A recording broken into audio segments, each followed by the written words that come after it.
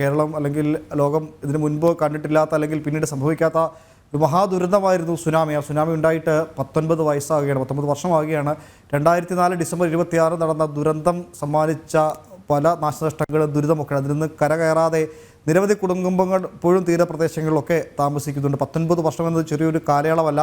പലർക്കും എല്ലാം ജീവിതത്തിൽ എല്ലാം നഷ്ടമായ പല ആളുകളുമുണ്ട്. അവർക്കാർക്കും കൃത്യമായ ഇടപെടൽ സർക്കാർ സംവിധാനങ്ങളുടെ ഭാഗത്തുനിന്ന് ഉണ്ടായിട്ടില്ല എന്ന പരാതി വളരെ വ്യാപകമായി ഉണ്ടാകുന്നുണ്ട്. സ്വകാര്യ വ്യക്തികൾ, സ്വകാര്യ ചില സംഘടനകൾ, സന്നദ്ധ സംഘടനകളൊക്കെ അവരെ അങ്ങനെ ചേർത്ത് പിടിച്ച് സഹായങ്ങളൊക്കെ നൽകിയതല്ലാതെ സർക്കാർ സംവിധാനങ്ങൾ നൽകുന്ന പദ്ധതികൾക്ക് അല്ലെങ്കിൽ അത്തരം സഹായങ്ങൾക്കൊക്കെ വലിയ പരാതികളും പോരായ്മകളും ഒക്കെ 19 വർഷം കഴിയുമ്പോഴും അങ്ങനെ ഉയരുന്നു എന്നതും വലിയ ആശങ്ക സൃഷ്ടിക്കുന്നുണ്ട്. അല്ലേ ശാലിനി?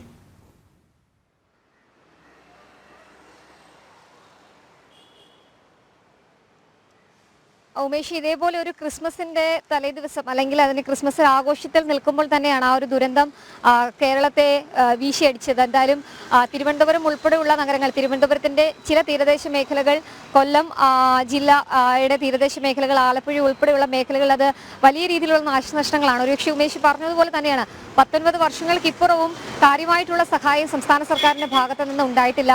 മാറിവന്ന ഭരണം, ഒപ്പം തന്നെ സർക്കാർ സംവിധാനങ്ങൾ ഉണർന്ന് പ്രവർത്തിച്ചിരുന്നില്ല എന്നുള്ളതാണ് ഏറ്റവും പ്രധാനപ്പെട്ട കാര്യം. ഇപ്പോഴും ഈ തീരദേശ മേഖലകളിൽ കൂടി നമ്മൾ യാത്ര ചെയ്താൽ പലരും ആ ഒരു സുനാമിയുടെ നടക്കുന്ന ഓർമ്മകളിൽ തന്നെയാണ് ഉള്ളത് എന്നുള്ളതാണ്. എന്തായാലും ഈ ഒരു 19 വർഷങ്ങൾ പിന്നിടുമ്പോഴും ഒരു പക്ഷേ അവർക്ക് നീതി ലഭിക്കുമെന്നുള്ളതൊരു കാര്യം തന്നെ നമുക്ക് പ്രതീക്ഷിക്കാം. എന്തായാലും തിരുവനന്തപുരം ഉൾപ്പെടെയുള്ള ജില്ലകളിൽ ഇതുമായി ബന്ധപ്പെട്ട സുനാമിയുടെ ഓർമ്മകൾ പുതുക്കിക്കൊണ്ടുള്ള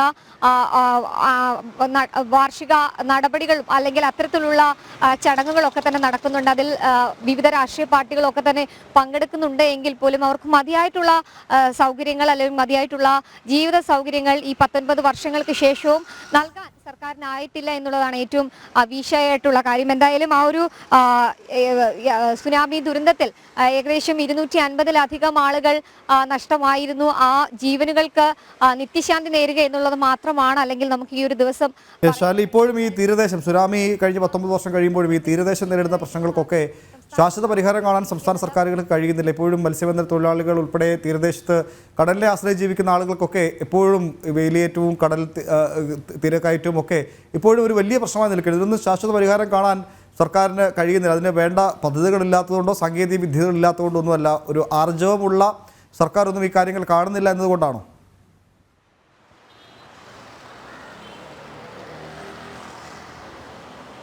തീർച്ചയായും ഉമേഷ്, കാരണം സുനാമിക്ക് പിന്നാലെ വലിയ രീതിയിലുള്ള ദുരന്തമുണ്ടായത് ഓഖിയാണ്. ഓഖി കഴിഞ്ഞ ശേഷം ഇത്ര വർഷങ്ങൾ പിന്നിട്ടിരിക്കുന്നു.